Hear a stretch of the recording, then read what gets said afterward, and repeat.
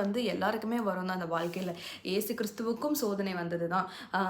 அவர் வந்து 40 நாள் வந்து உபவாசம் பண்ணி இருக்கணும் அப்படின்னு சொல்லி வனாந்திரத்துக்கு பிதாவானவரை கொண்டு போகும்போது பிசாசானவன் இயேசு கிறிஸ்துவை அந்த இடத்துல சோதித்தார் தான்.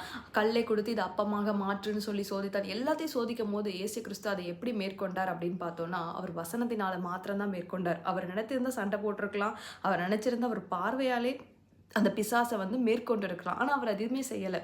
அவர் எல்லாவற்றையுமே ஞானமாக வசனத்தினாலே அவர் மேற்கொண்டவராய் இருக்கிறார். இன்னும் நீங்கள் பைபிளில் நிறைய கேரக்டரை நீங்கள் பார்க்கலாம். யோசேப்பை பார்த்தீங்கன்னா அந்த பாவத்திற்கு அவன் விலகி போனவனாக இருந்தார். நிறைய பேர் இன்னைக்கு உலகத்தில் என்ன நினைக்கிறோன்னா, நான் பாவத்தை வந்து மேற்கொள்வேன், நான் பாவத்திற்கு எதிர்த்து நிற்பேன் அப்படின்னு சொல்கிறேன். பாவத்திற்கு நம்ம என்றைக்குமே என்ன பண்ணக்கூடாது, எதிர்த்து நிற்கக்கூடாது. பாவத்தை விட்டு விலகி தான் நம்ம என்ன பண்ணணும், ஓடணும். இல்லைன்னா நம்ம எதிர்த்து நிற்கணும்னு நினச்சோன்னா அந்த பாவம் நம்மளை மேற்கொண்டு விடும்.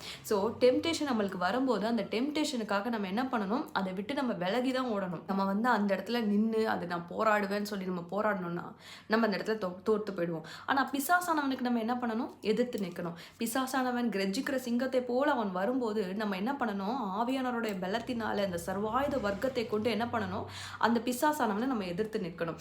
எடுத்துக்கொண்டீங்கன்னா யோசேப்பு அந்த காரியத்துல இருந்து அவன் தப்பித்து ஓடி போனான். அந்த போர்த்திபார் வீட்டில் வந்துட்டு போர்த்திபார் மனைவிக்கு இணங்கி போகாமல் அவன் ஓடி போனான். ஆனால் தாவீதோ என்ன பண்ணான், பச்சைபாலுடைய காரியத்தில் அவன் விழுந்து போனவனா இருந்தான். சிம்சோனை எடுத்துக்கொண்டோன்னா, நீங்கள் சிம்சோனை பார்த்தீங்கன்னா சிம்சோனும் தெலிலாளுடைய காரியத்தில் அவன் விழுந்து போனான். இவர்கள் எல்லாருமே தேவனுடைய மனுஷர்கள் தான். இவர்கள் எல்லாருமே தேவனை ஆராதிக்கிறவர்கள் தான்.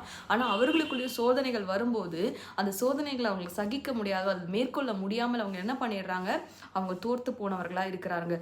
இயேசு கிறிஸ்துவுக்கு சோதனை வரும்போது அவர் எப்படி மேற்கொண்டார், யோசேப்புக்கு சோதனை வரும்போது அவர் எப்படி மேற்கொண்டார், அதெல்லாமே நம்ம யோசிச்சு பார்க்கணும். அவங்க எல்லாருமே யூஸ் பண்ண ஒரே விஷயம் என்னன்னா, தேவனுக்கு நான் எப்படி பாவம் செய்வேன் அப்படின்னு சொல்லி தான் யோசேப்பு ஓடி போனார். தேவன் என்னை பார்த்து கொண்டு இருக்கிறார், என்னுடைய தேவனுக்கு விரோதமா நான் எப்படி பாவம் செய்வேன் அப்படின்னு சொல்லிட்டு அவர் ஓடி போனார்.